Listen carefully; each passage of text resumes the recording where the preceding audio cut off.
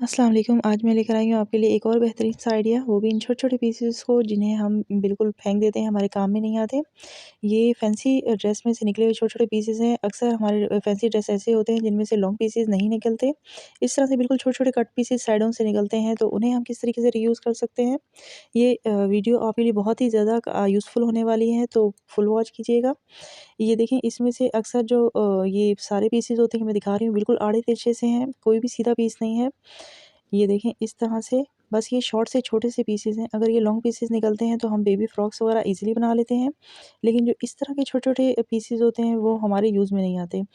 बस ये 2 स्टेप्स थी जो थोड़ी-सी एक जैसी थी, बाकी की सारी आड़ी-तिरछी हैं। ये देखिए, मैं आपके सामने सारी आपको दिखा रही हूँ, तमाम की तमाम आड़ी-तिरछी हैं। इन्हें हम किस तरह यूज़ कर सकते हैं।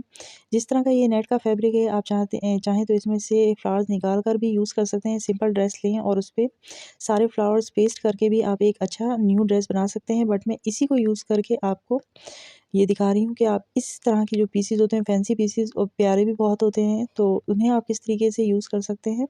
ये इसके लिए आइडिया है कि अक्सर आपके ड्रेसेस होंगे जिनमें से इस तरह से आड़े-तिरछे पीसेस बच जाते हैं, तो आप उन्हें किस तरीके से यूज़ कर सकते हैं। ये मेरे पास 2 ड्रेसेस थे और 2 ड्रेसेस में से बचे हुए कट पीस हैं। आइडिया देने का मकसद ये है कि आप ये कहेंगे कि ये तो 2 ड्रेसेस में से निकले हैं, तो काफ़ी सारे पीसेस होंगे।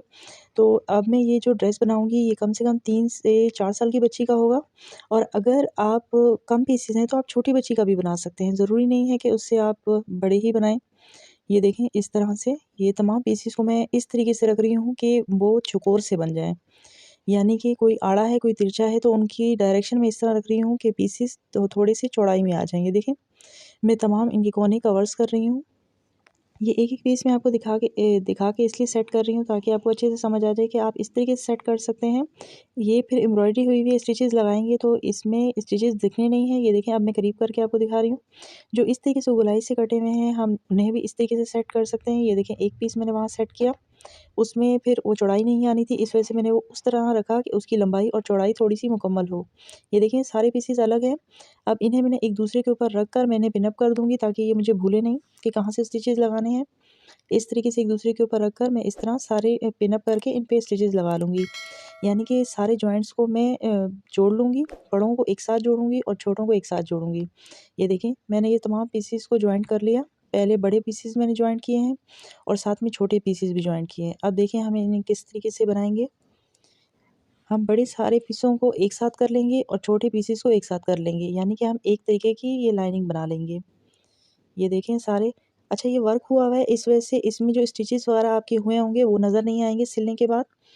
वो बिल्कुल एम्ब्रॉयडरी ही लगेगी, क्योंकि जब ड्रेस की फाइनल लुक आएगी तो बहुत ही खूबसूरत लगेगा। ये देखें, अब जो छोटे-छोटे इक्वल पीसेस आ रहे हैं वो मैं इस तरह से मिला लूँगी, फिर जो कटिंग की ज़रूरत पड़ेगी तो हम इसे बाद में कटिंग कर लेंगे। और ये जो बड़े वाले पीसेस हैं इन्हें मैं एक रुख में कर रही हूँ। ये जो चौकोर आप ऊपर देख रहे हैं चौड़े से पीसेस, और ये लॉन्ग से पीसेस हैं। उसके अलावा ये एक और चौड़ा-सा पीस था, ये काफ़ी आड़ा-तिरछा था, इसे भी हम इस तरह से करके सेट कर लेंगे। ये देखें, इसके ऊपर रखने से ये देखें, अब ये भी एक बन जाएगा एक पीस, ये भी काफ़ी बड़ा है, इस वजह से हम इसे ऊपर की तरफ रख कर बड़े पीसेस के साथ स्टिच कर लेंगे। इस तरह ये देखें, ये बड़े वाले ये पीसेस एक पूरी लाइन बन जाएगी और ये छोटे पीसेस की पूरी एक लाइन बन जाएगी, और इसमें भी थोड़े हमें ज़रूरत पड़ेगी, तो ये छोटे-छोटे मेरे पास पीसेस और भी हैं, जिनके जॉइंट्स हमने लगा लिए थे। इन्हें हम छोटी वाली पीसेस वाली लाइन में हम एडजस्ट कर लेंगे, यानी कि स्टिच करके मैं आपको फिर इसकी मेजरमेंट बताती हूँ कि ये टोटल कितनी बनेगी। ये देखें, इस तरह से जहाँ-जहाँ मुझे जिस तरह ज़रूरत पड़ेगी उस तरीके से मैं इसे कंप्लीट कर लूँगी। अब ये मैंने सारी स्टिचिंग कर ली। अब मैं आपको दिखाती हूँ ये कुल कितनी इसकी मेजरमेंट बनी है। देखें कितना लॉन्ग पीस बन गया अब मेरा। ये देखें, इसके ऊपर क्योंकि एम्ब्रॉयडरी इस तरह की हुई थी ना, ये देखें पूरे स्टिचेज़ लग गए हैं। लेकिन ये सामने से बिल्कुल भी नज़र नहीं आएगा कि आपके स्टिचेज़ वगैरह लगे हैं, क्योंकि इसके नीचे इनर भी लगेगी। लाज़िमी बात है, तो फिर तो ये बिल्कुल भी नहीं दिखने। ये देखें, 18 इंच पे डबल फ़ोल्ड में, और ये ऊपर से 5.5 इंच पे आ रहा है। और ये लॉन्ग वाला, यानी कि जो ये ज़्यादा बड़े वाला पीस है, ये देखते हैं ये कितना बना हमारा।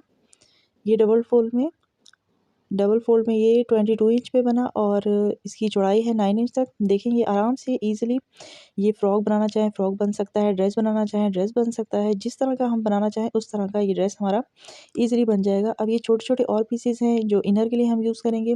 अब इन्हें देख लेते हैं हम किस तरीके से बनाएँगे। ये देखें, हमारे ये साइडों से निकले हुए पीसेस हैं।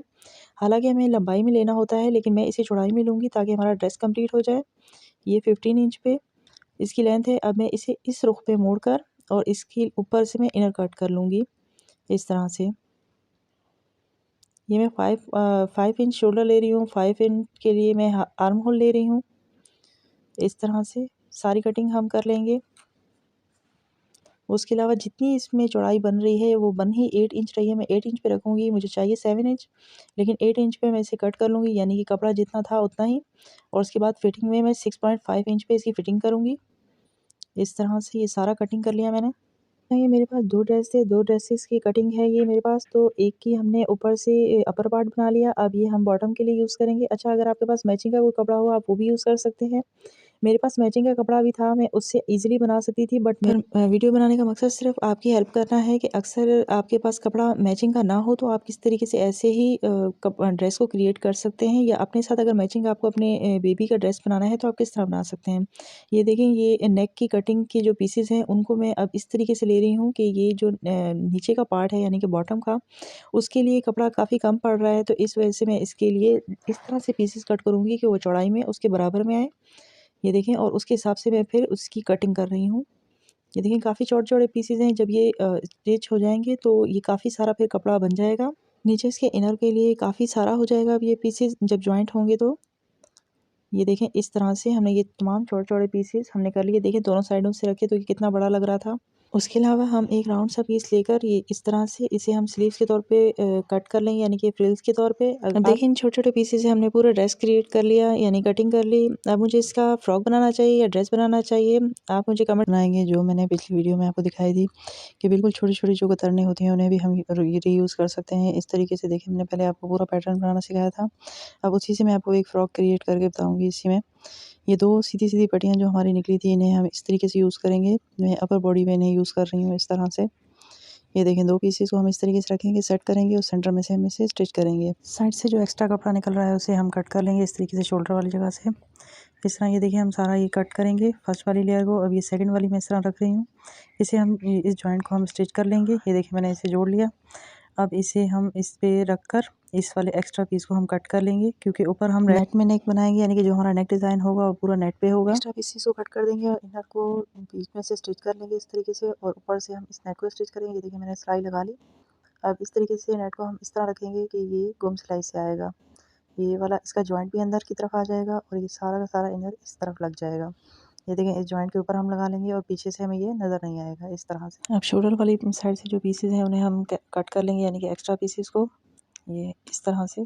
अब इसके बाद हम नेक की कटिंग करेंगे इस तरह से। ये ऊपर नेट वाली साइड जो आ रही है सारी हमारी शोल्डर्स पे 2 इंच पे मैं मार्क कर रही हूँ, विड्थ इसकी ले रही हूँ और 3 इंच डेप्थ ले रही हूँ इसकी मैं, और इस तरह गोलाई में लेते हुए हम इसे कटिंग कर लेंगे।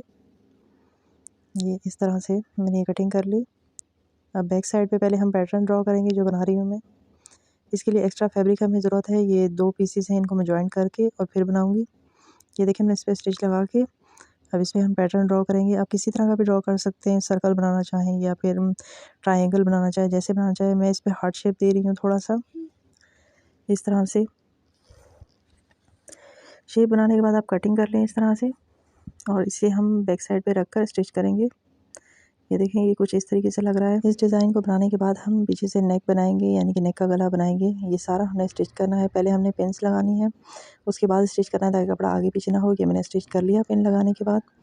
अब एक्स्ट्रा फैब्रिक को हम कट करेंगे, और पहले मैं सेंटर से कट करके इसे पूरा मोड़ लूँगी और पीछे से भी इसे बैलेंस बराबर करके इसे मैं कट कर लूँगी। ये देखें एक्स्ट्रा फैब्रिक कट करने के बाद बीच में से बारीक-बारीक छोटे-छोटे कट लगाएं और फिर उसके बाद मोड़ दें।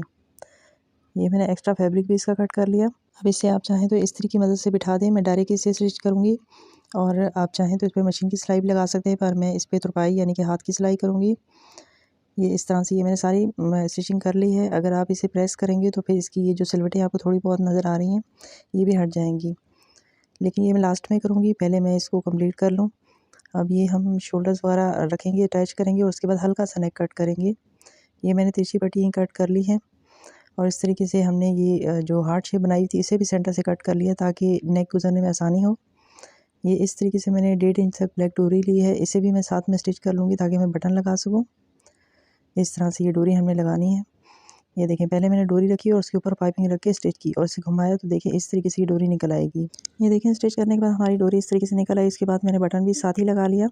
ये गोल्डन कलर का बटन लगाया है मैंने। ये देखें, इस तरीके से इसकी लुक आ रही है। इसके बाद हम अब स्लीव्स बनाएंगे। ये छोटी छोटी पट्टियाँ मेरे पास लंबी लंबाई में पड़ी हुई हैं, इन्हें हम स्लीव्स पे अटैच करेंगे। ये स्लीव पे मैंने उल्टी करके स्टिच की और इसके ऊपर इसे मोड़ कर स्टिच लगा लेंगे इस तरह से। ये देखें, इस तरह से ऊपर की तरफ से कपड़ा रखकर मैंने इसे मोड़कर फिर स्टिच दोबारा से लगा दिया। अब इसे स्लीव्स को हम अटैच कर लेंगे। आप चाहें तो बिल्कुल सेंटर में इसे फ्रिल के तौर पे भी अटैच कर सकते हैं और चाहें तो पूरे स्लीव्स की तरह भी लगा सकते हैं। मैं इसे पूरे स्लीव्स की तरह लगाऊंगी इस तरह से। ये देखें, स्लीव्स मैंने अटैच कर ली। अब फिटिंग की सिलाई हमने लगानी है।